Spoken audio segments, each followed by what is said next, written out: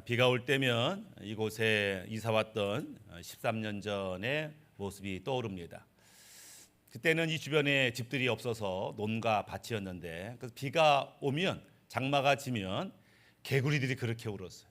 얼마나 울었는지 수천 마리, 수만 마리가 우는 것 같아요. 얼마나 크게 우는지 한편으로는 대단하다 싶기도 하고, 한편으로는 무서울 지경으로 그렇게 크게 울었습니다.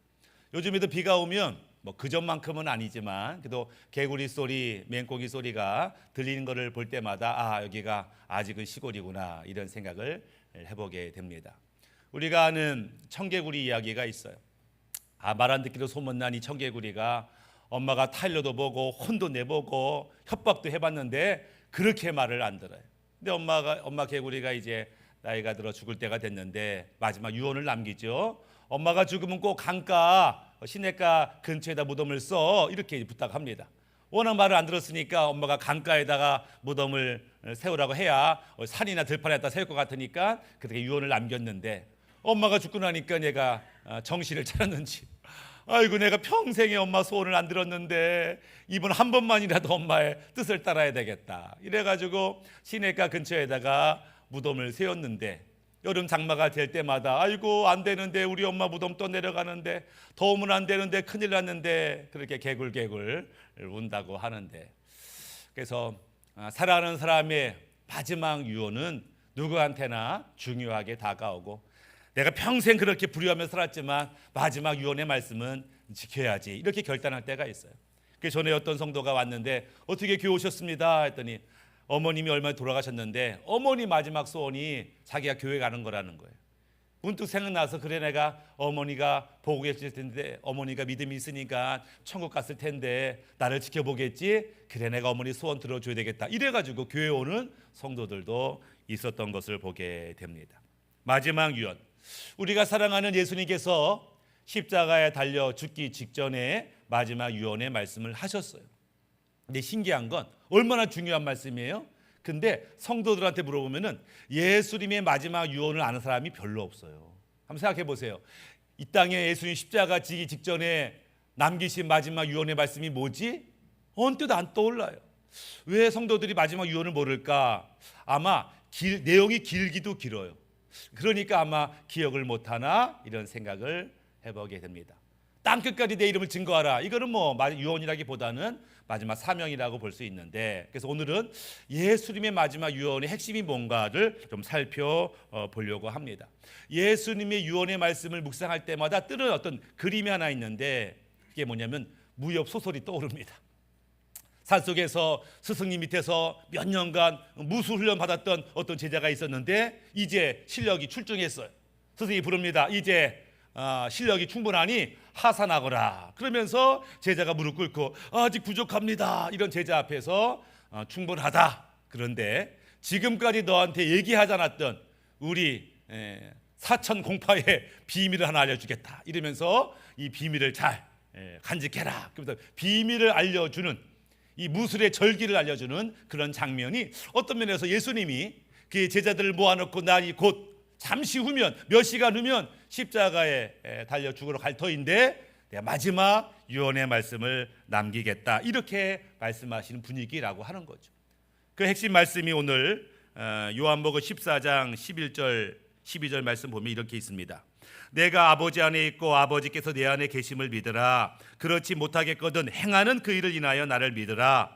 내가 진실로 진실로 너에게 이르노니 나를 믿는 자는 나의 하는 일을 저도 할 것이요 또한 이보다 큰 것도 하리니 이는 내가 아버지께로 감이니라, 이렇게 말씀해요.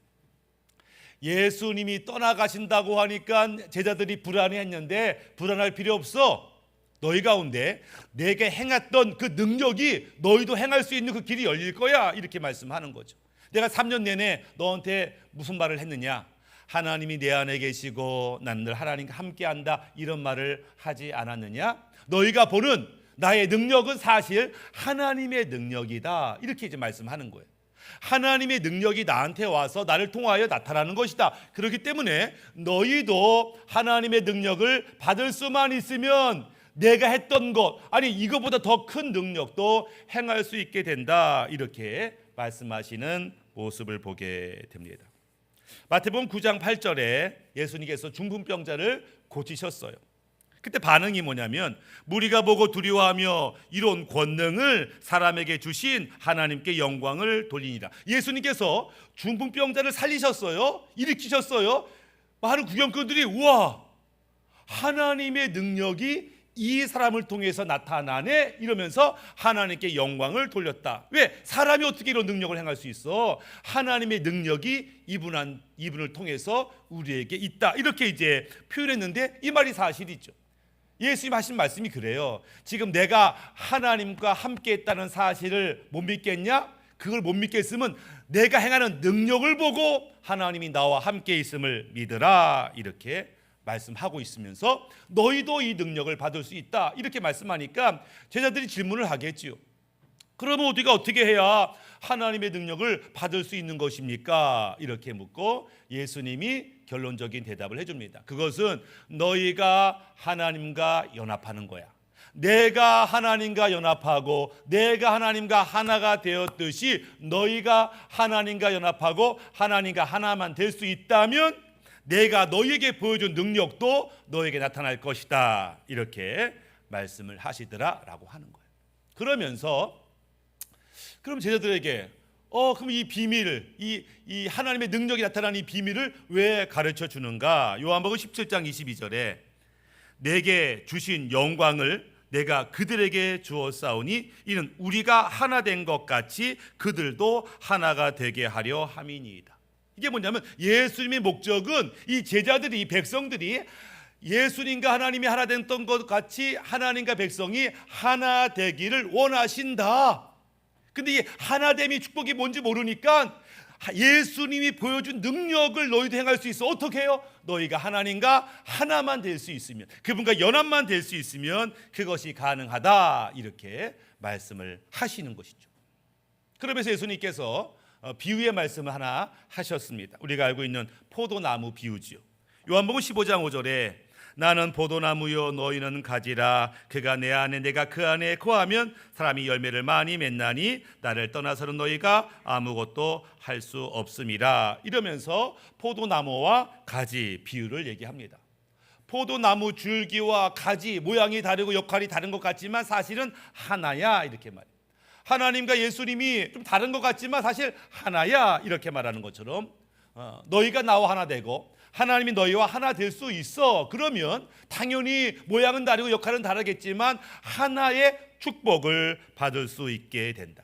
만약에 너희가 하나님과 너희가 하나가 될 수 있으면 하나님의 지혜, 하나님의 능력, 하나님의 마음을 공급받을 수 있게 되고 너희도 모르게 하나님의 것들이 드러나는 인생을 살게 된다라고 하는 거죠. 그러니까 이 제자들이 이해를 했어요. 포도나무 비를 통해서 하나님과 우리가 하나 되면 하나님의 것이 우리에게 흘러나가겠지. 이해는 됐는데 이게 어떻게 가능합니까? 우리는 죄인 아닙니까? 하나님은 거룩한 분 아닙니까? 어떻게 우리가 하나가 될 수 있어요? 이렇게 이제 질문을 하게 되겠죠. 로마서에서는 이 답을 뭐라고 표현하냐면 로마서 6장 5절에 만일 우리가 그의 죽으심을 본받아 연합한 자가 되었으면 또한 그의 부활을 본받아 연합한 자가 되리라. 우리가 하나님과 우리가 연합하는 방법이 있는데 이대로는 안 돼. 어떻게 거룩한 자와 죄인이 하나 될 수 있어? 이대로는 안 돼. 우리가 죄에 대해서 죽어야 돼.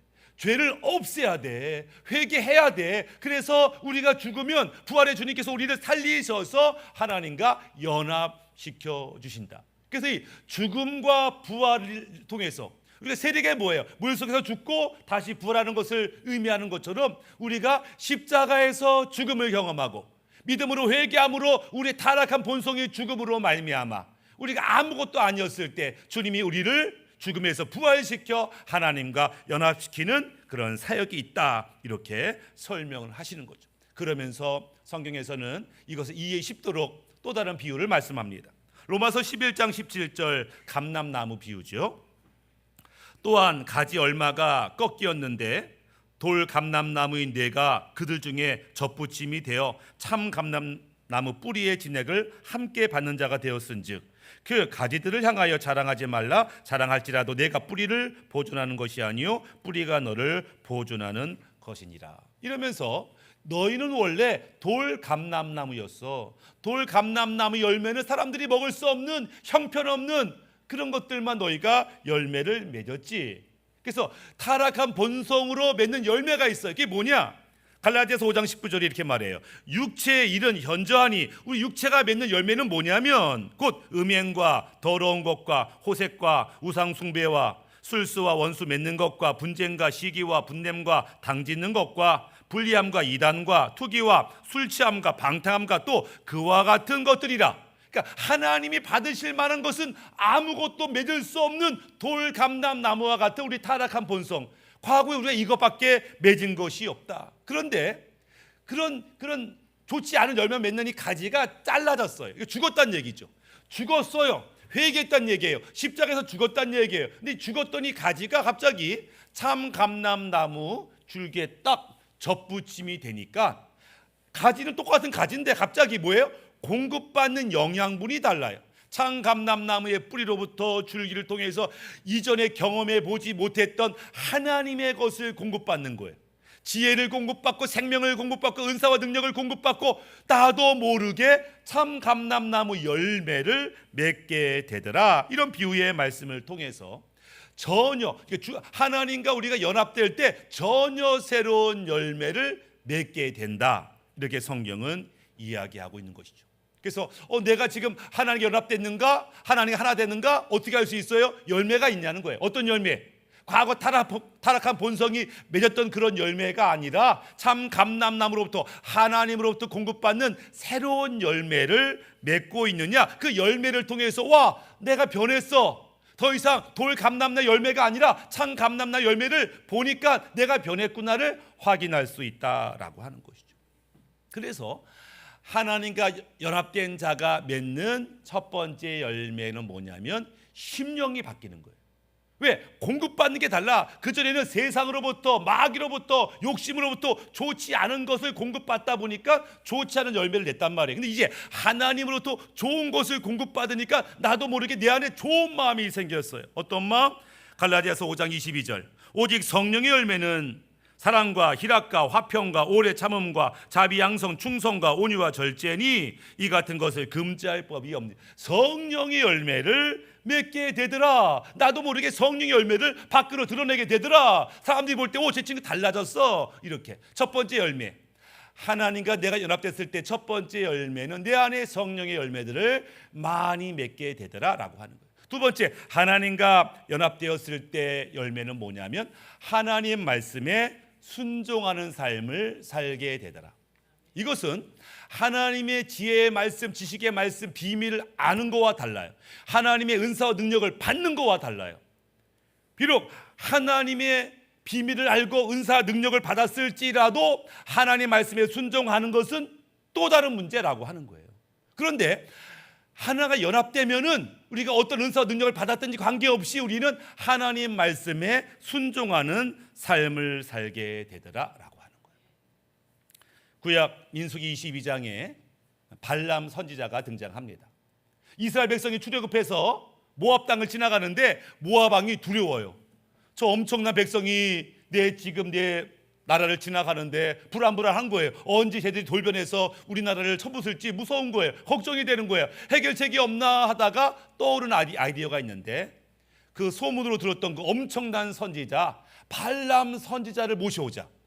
그 발람 선지자가 만약에 저주하면, 아니 그 발람 선지자는 말한 대로 된다는데 그가 와서 저 이스라엘 저주하면 저 이스라엘이 무너질 거야, 이런 생각을 하게 됐어요. 그래서 신하들한테 야, 발람 선지자 좀 모셔와라. 근데 발람 선지자는 어디에 살고 있었냐면은 유브라데 강가에 부돌이라고 하는 곳에 살고 있었어요. 여기는 멀어요. 가나안에서 직선거리로만 500km. 이게 길을 따라 꼬불꼬불 가면 1000km가 넘는 곳에 살고 있는, 저 먼 곳에 살고 있는 아주 유명하고 대단한 선지자가 발람 선지자였는데, 그 소식을 모압 왕도 알고 있었던 거예요. 야, 그 선지자 모셔와라. 그래서 신하들이 금은 패물을 가지고 찾아갑니다. 우리 임금님이 부탁이 있는데, 그게 뭐냐? 이스라엘이 갑자기 등장했는데 불안불안합니다. 좀 저주 한번 해주셔가지고 쫓아내 주세요. 이런 부탁을 했겠죠. 그랬더니 발람이 기도해 볼 테니까 여기 있어봐라 하고 이제 기도합니다. 하나님, 이런 일이 있는데 어떻게 할까요? 일단 하나님이 그들을 저주하지 마라. 그들 내 백성이야. 따라가지 마라. 이렇게 말한 거예요. 그러니까 발람이 알았습니다. 나는 당신들 따라서 못 갑니다. 하나님이 안 된다고 합니다. 이렇게 말했어요. 잘했지요. 그리고 이제 신하들이 돌아갔어요. 돌아갔는데 모압 왕이 포기하지 않는 거예요. 안 되겠다. 더 많은 은금 폐물, 더 많은 조건을 제시하고 또 보냈어요. 그랬더니 발람 선지자가 본 거예요. 우리 임금님이 한 번 더 요청하라고 하는데요. 했더니 그래 하더니 은금 폐물을 보더니 그래? 그러면 잠시 쉬어라. 내가 오늘 밤 한 번 더 기도할게. 이렇게 반응합니다. 사실은 발람 선지자는 이미 알았어요. 하나님 백성이에요. 저주 말라고 이미 분명히 하나님 뜻을 알았지만 발람이 한 번 더 기도해 볼까? 혹시 모르지만 하나님이 마음이 바뀌었을지. 이런 반응을 왜 보이냐면 하나님 뜻을 몰라서가 아니라 눈앞에 있는 은금 폐물의 마음이 빼앗겨서 그 욕심 때문에 혹시라도 이 은금 폐물을 얻을 수 있는 또 다른 방법이 생각나지 않을까라는 태도로 한 번 더 기도하겠다. 그러면서 결국 모압 왕을 따라서 가나안 땅으로 오는 것을 보게 됩니다. 그러니까 발람에게는 엄청난 하나님의 지혜와 능력이 있어요. 은사가 있었을 거예요. 그럼에도 불구하고 그가 하나님 뜻대로 순종하지 못한 것은 그가 하나님과 연합되지 않았기 때문에. 은사와 능력이 있다고 다 하나님과 연합되는 게 아니에요. 성경의 엄청난 비밀을 안다고 하나님과 연합된 게 아니라고요. 우리가 살면서 그런 성도를 많이 봅니다. 성경 엄청 많이 알아요. 기도의 능력도 있어요. 은사도 있어요. 그런데 어느 순간 그가 변질돼요. 하나님의 교회 욕을 먹이고 하나님을 떠나요. 어떻게 이런 일이 벌어져요? 하나님과 하나 되지 못하고 연합되지 못하면 그가 얼마나 놀라운 비밀을 알고 능력이 있을지라도 하나님의 뜻대로 살 수가 없다라고 하는 거예요. 그래서 우리가 하나님과 연합되면 우리 심령이 바뀔 뿐만 아니라 무슨 말씀하든지 그대로 순종할 수 있는 변화를 경험하게 된다라고 하는 것입니다. 세상 사람들이 우리를 보고 그리스도인이라고 표현합니다. 그리스도인이 뭐예요? 그리스도인, 옆집에 저 아줌마 그리스도인이야. 일주일 주일만 되면 교회를 가. 보니까 헌금도 많이 하는 것 같아. 뭐 토요일날 봉사도 하러 가고 성경 공부도 한대. 저분은 기독교인이야. 이렇게 볼 수 있죠. 근데 성경에서 그리스도인이라면 누굴까? 성경에서 말하는 그리스도인, 갈라디아서 3장 27절에 누구든지 그리스도와 합하여 세례를 받는 자는 그리스도로 옷 입었느니라. 성경에서 말하는 기독교인 그리스도인은 뭐냐면 예수님과 연합된 자입니다. 예수님의 옷을 입은 자입니다. 그래서 사람들이 그를 볼 때 예수의 옷을 입었기 때문에 예수님이 보이는 거예요. 저 사람이 말하고 행동하는 걸 보면서 예수님이 저렇게 가르쳤나 보다. 예수님이 저렇게 행동하셨나 보다 라고 저 집사님 권사님을 볼 때 예수님이 보이는 사람, 그가 그리스도인이다 라고 하는 거예요. 예수로 옷을 입었다. 옷은 그 사람의 신분과 역할을 드러내죠. 저분이 의사 선생님인가 보다. 하얀 가운 입었네. 저분이 경찰인가 보다. 경찰복을 입었네. 저분이 그리스도인인가 보다. 예수의 옷을 입었네. 그래서 우리가 무슨 말과 행동을 하든지 주님이 드러나는 인생, 그가 그리스도인이다. 성경은 그렇게 말씀하고 있는 거죠. 나는 그리스도인인가? 나는 지금 하나님과 예수님과 연합되어 있는가를 보셔야 됩니다. 나는 정말 주님과 연합되어 있는가? 주님과 연합됐으면 주님으로부터 공급받는 것이 있어요. 그러니까 내가 주님과 하나가 되면, 참 감람나무가 되면 뿌리로부터 줄기로부터 공급받는 게 달라져요. 뭘 공급받냐? 첫 번째 공급받는 것은 하나님의 지혜와 계시를 공급받아 마땅하다는 거예요. 얼마 전에 제가 밤에 잘 때 핸드폰을 충전을 시켰어요. 충전시켰는데 아침에 새벽에 일어나서 봤더니 5%야. 연결한다고 했는데 이게 덜 연결됐는지 접촉이 안 된 거지. 5% 어떡하지? 괜히 불안불안한 겁니다. 핸드폰 쓰기도 뭐하고 사용하기도 뭐하고 이거 어쩌면 좋지? 제대로 사용할 수 없는 거예요. 나는 분명히 연결됐다라고 생각했는데 연결이 안 돼요. 에너지가 없어요. 힘이 없어요. 아무것도 할 수 없어요. 우리가 그럴 수 있어요. 내가 혹 하나님과 연결된다고 착각을 하는 사람이 있어요. 연결이 안 됐어요. 연결됐으면 하나님의 지혜와 생명과 능력이 공급될 텐데, 그럼 오늘도 담대하게 기쁘고 살아갈 텐데 그러지 못한 걸 보니 작은 문제에 안절부절하고 어찌할지 몰라 하고 두려워하고, 그런 걸 보니 나는 아직 연결되지 않았나 보다 라고 생각하셔야 되는데, 진짜 연결됐다면 첫 번째로 우리는 하나님의 지혜와 계시를 공급받게 된다. 성경 그렇게 말씀하는 것을 보게 됩니다. 에베소서 1장 17절에 우리 주 예수 그리스도의 하나님 영광의 아버지께서 지혜와 계시의 영을 너에게 주사 하나님을 알게 하시고, 주님과 연결되면 하나님이 어떤 분인지 그분의 뜻이 뭔지를 지혜와 계시를 통해서 우리를 알려주시는 거죠. 주님과 연합되어 있으면 이 축복을 누리는 거예요. 우리는 하나님의 지혜와 계시를 받고 있는가를 점검해 봐야 됩니다. 두 번째, 주님과 연합되어 있으면 하나님의 능력을 공급받게 되죠. 데살로니가전서 1장 5절에 이는 우리의 복음이 말로만 너에게 이른 것이 아니라 오직 능력과 성령과 큰 확신으로 된 것이니, 하나님의 능력이 나타나요. 왜? 주님으로부터 연결됐으니까 주님의 능력이 나를 통해 나타나는 것이 합당하다.